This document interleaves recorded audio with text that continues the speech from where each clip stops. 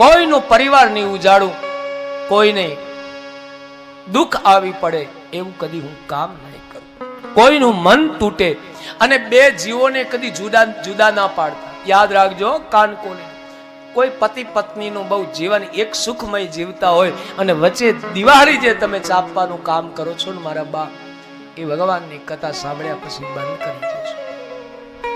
મન અને એમાં પતિ પત્નીના જીવનમાં તો ખાસ જો મન તૂટ્યું તો સમજો કે તમારા જીવનનું ગાડું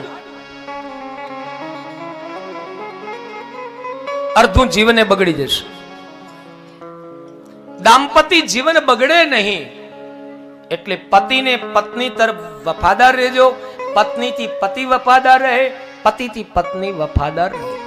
એકબીજાનું મન તૂટે નહીં, અને એકબીજાનું જો મન તૂટી જાય ને, ઘર્ષણ થઈ જાય ને, એટલે પછી આખું જીવન એ કદી ભેગા રહી શકતા. અને અમુક જગ્યાએ તો મેં જોયા છે પતિ પત્ની બે ઘરમાં રહેતા હોય પણ આપણને એમ લાગે પતિ પત્ની છે કે ગયા જન્મના દુશ્મન છે.